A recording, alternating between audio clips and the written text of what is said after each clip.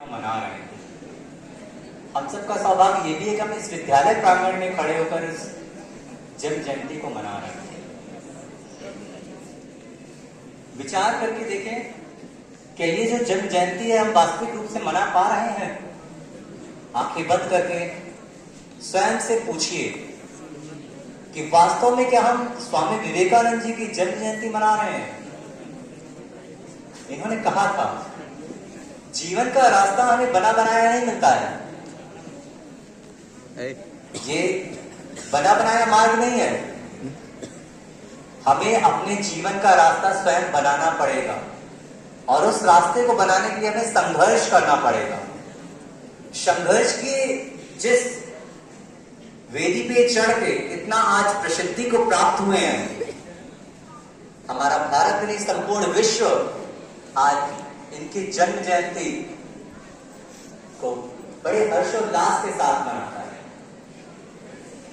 जिस मार्ग को इन्होंने दिखाया था, आज हम उस दिन को तो याद है, लेकिन उस मार्ग को बड़े अफसोस के साथ कहना पड़ रहा है कि हम भूल चुके हैं।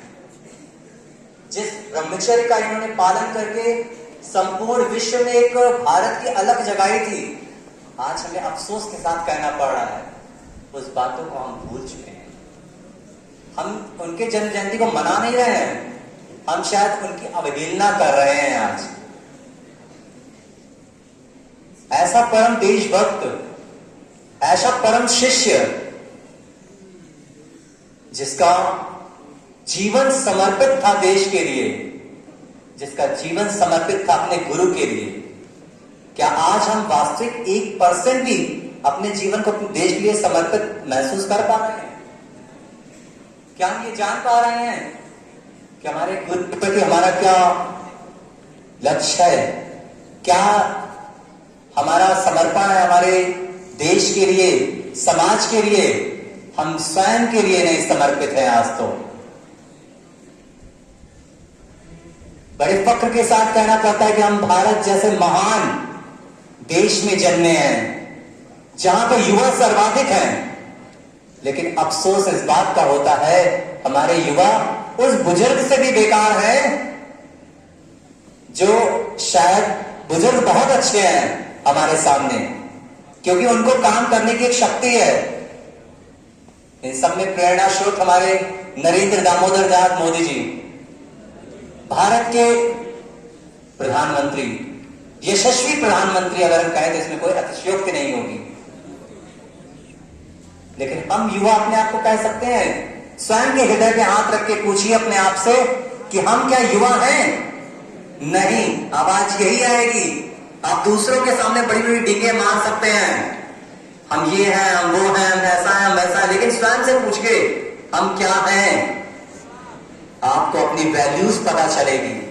और अगर ये करने की हिम्मत नहीं है तो छोड़ दीजिए सब कुछ। कोई मतलब नहीं आपका शिक्षा ग्रहण करने का, कोई मतलब नहीं है महान पुरुषों की जन्म जयंती और कुछ मनाने का, क्योंकि जब तक आप सुधर नहीं रहे, जब तक उनकी बातों को अपने हृदय में ला नहीं रहे हैं, तब तक धिक्कार है हमें अपने युवा होने पर। शर्म आनी चाहिए हमें कि एक अध्यापक चिल्लाता रहता है लेकिन हम उनको सुनना नहीं चाहते, माता पिता चिल्लाते रहते हैं लेकिन हम उनको सुनना नहीं चाहते। काहे की युवा हो? स्वामी जी के गुरु ने एक ही दो बार कहा होगा, आत्मा अनुशासन, सेल्फ डिसिप्लिन, और उन्होंने अपने जीवन को सेल्फ डिसिप्लिन बना दिया। और उनके डिसिप्लिन को आज संपूर्ण विश्व मान करके डिसिप्लिन में चल रहा है। और हम जिस देश की माटी पर जन्मे, ऐसे महान विभूति, उसी देश के युवा गलत मार्ग पे चलने में अपने आप को शहंशाह महसूस करती है कि मैं तो बहुत ही अच्छा हो गया, ये कार्य कर रहा हूं। तो मैं अपने अंतिम शब्दों में यही कहना चाहता हूं, किसी भी महापुरुषों की जन्म जयंती पुण्यतिथि मनाने से पूर्व उनके एक आचरण को हर एक जन्म जयंती, हर एक पुण्यतिथि पे अपने हृदय में बसा लें और उनके अनुसार जिस दिन चलना प्रारंभ कर देंगे, वास्तविक जन्म जयंती पुण्यतिथि वही होगी। क्या ऐसा हम संकल्प ले सकते हैं आज? आवाज नहीं आ रही है।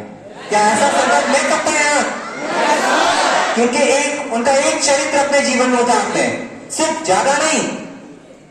हम नहीं कहते सभी स्वामी विवेकानंद जी बन जाएंगे, बन भी नहीं सकते, लेकिन उनके जीवन का एकमात्र गुण अपने जीवन में उतार लें तो वास्तविकता में हमारा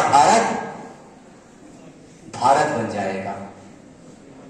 और हम सब भारत हैं, ये सोच करके अगर हम एक दिन अपना उनके नाम पे इस तरह से बिताएं कि हम अपने चरित्र को उनके चरित्र से मिलाएं, अपने चरित्र को निर्मल बनाएं, तभी वास्तविक में हम पुण्यतिथि या जन्म तिथि मनाने के हकदार हैं। नहीं तो बंद कर दीजिए मनाना, कोई फायदा नहीं है मनाने से, क्योंकि जब तक चरित्र में परिवर्तन नहीं आ रहा है तब तक ये सब मनाना मेरे ख्याल से अच्छा नहीं है। आगे तो आप स्वयं समझदार हैं, शिक्षित हैं, सब कुछ जानते हैं, जानने से कुछ नहीं होता भैया, उसको मानिए, अपने चरित्र में लाइए। धन्यवाद। आगे प्रिंसिपल सर।